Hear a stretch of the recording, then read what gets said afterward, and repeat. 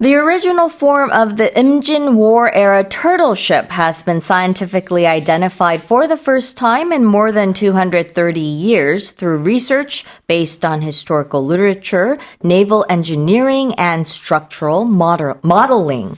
임진왜란 당시 거북선의 원형을 문헌 분석, 조선공학적 검증, 모형 제작 등의 과정을 거쳐 230년 만에 처음 과학적으로 규명한 보고서가 나왔습니다.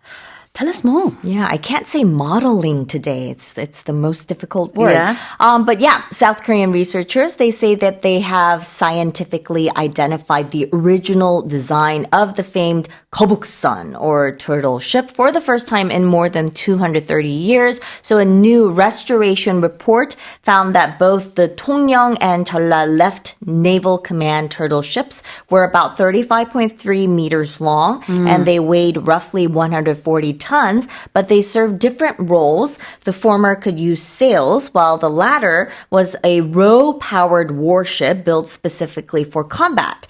And the study also reinterpreted several design features, identifying previously assumed entrances as observation platforms and suggesting that rowers likely operated the oars while seated. Yeah, because there was some speculation, or I guess people maybe guessing that the rowers may have rowed standing up. Yeah. But now we know through this latest study that they would have been seated. Yep. 그러니까 노를 젓는 군사들이요. 예전에는 혹시 서서 노를 젓지 않았을까? 이렇게 생각을 했었는데 이번에 새로 밝혀진 바에 의하면은 그러지 않았을 것이다. 앉아서 노를 젓는 그런 이제 좌식 방식을 썼을 것이다라는 것까지도 어느 정도 밝혀졌고요. Yeah. 이게 1795년 그 당시의 기록과 여러 가지 이제 요즘의 기술을 활용해서 그때 당시의 거북선을 30분의 1 맞나요? 굉장히 작은 규모로 축소해서 원형을 복원하는 이렇게 미니처 버전으로 만들어가지고 또 볼 수 있게 했다고 하는데 They're going to display it in Busan this month. Yeah, wow. It's really, really exciting. Let's have a look at the expression historical literature. Yeah. So historical literature is they're written works that focus on historical events, figures, and era. So historical basically means it pertains to history or the past. So it describes things that really happened in the past rather than being fictional, or refers to the study and documentation of past events. 네. 우리가 학문적으로 literature라고 하면은 문학이 아니라 문헌이 됩니다. 그래서 여러 가지 자료들을 얘기하고 있는 건데요. historical literature가 역시 역사적인 그런 문헌, 그러니까 사료가 되겠죠. 자, 그 다음에는 이제 naval engineering은 이건 뭘까요? So that's a multidisciplinary field that encompasses the research, design, construction, operation, and maintenance of surface and subsurface ships, marine vessels, and offshore structures. Yeah, exactly. naval이라고 하면은 이제 배와 관련됐다라고 볼 수 있겠죠. 그다음에 engineering이라는 건 공학이니까 조선공학을 여기서 얘기하고 있는 겁니다. 배를 설계하고 건조하는 그 기술을 다룬 그런 공학이 되겠고요. 또 참고로 structural modeling, 이거는 이제 구조 모델링이라고 해서 구조적인 형태를 모형화하는 작업이 되겠습니다. 자, 다시 한번 읽어볼게요. The original form of the Imjin War era turtle ship has been scientifically identified for the first time in more than 230 years through research based on historical literature, naval engineering, and structural modeling. Let's move on to the fourth headline.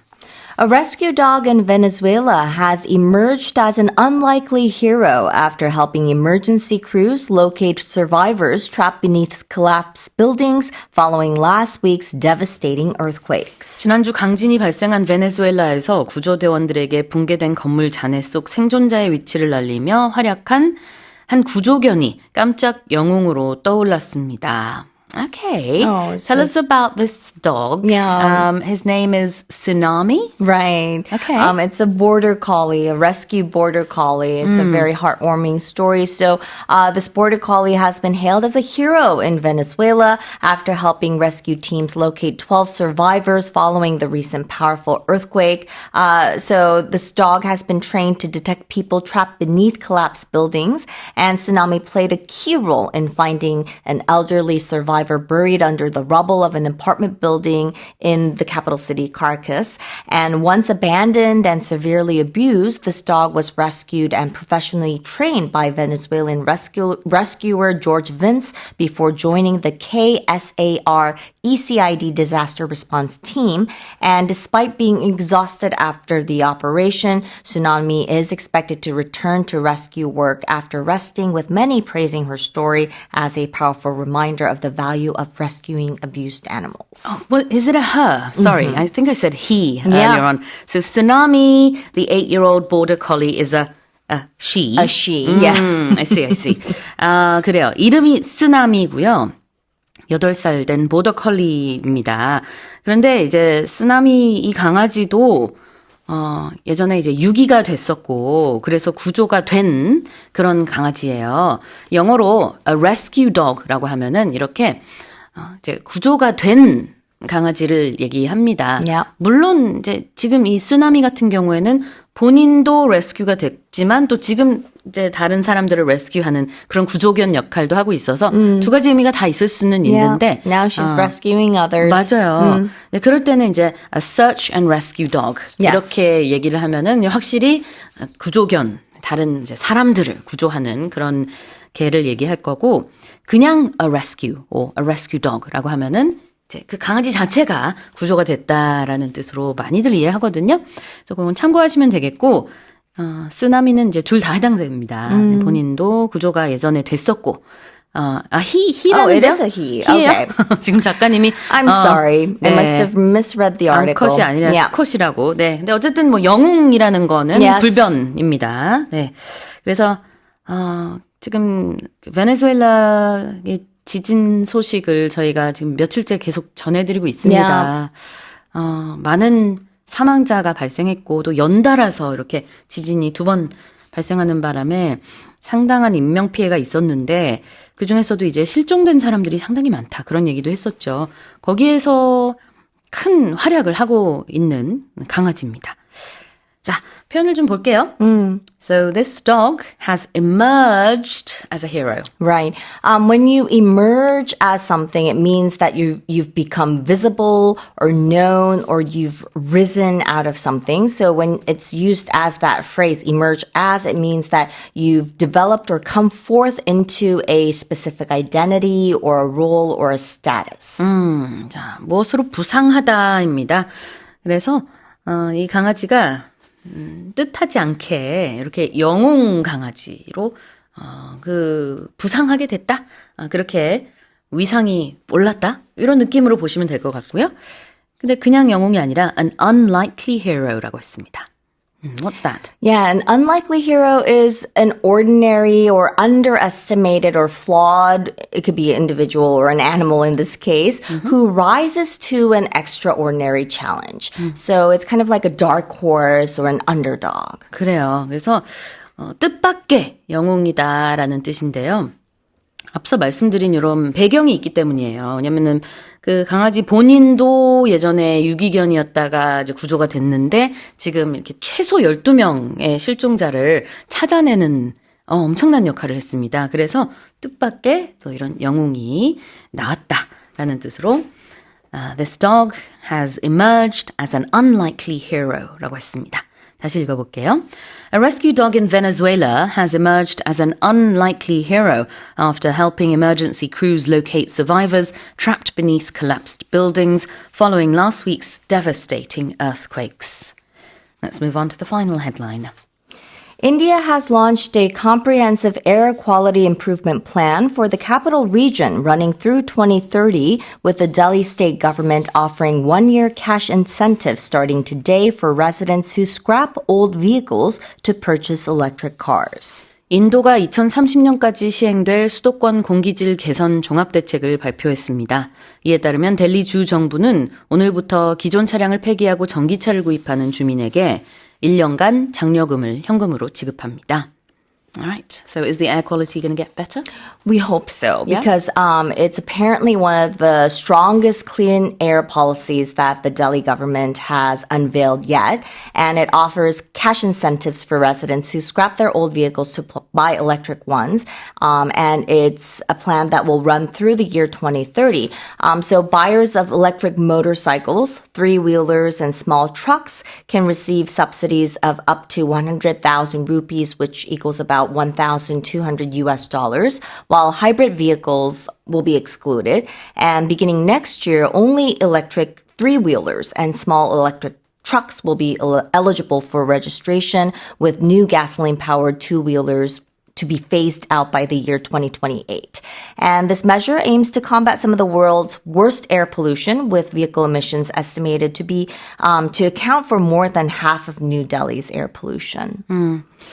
그래요. 뭐 대기질이 상당히 좋지 않다는 거 우리가 몇 달 전에 또 다른 뉴스를 통해서도 봤었는데 특정 어떤 요일에 전 세계 도시들의 대기질을 확인해 봤더니 Yeah. 탑 10이 다 인도에 있었다. 뭐 그런 뉴스도 있었잖아요. Yeah.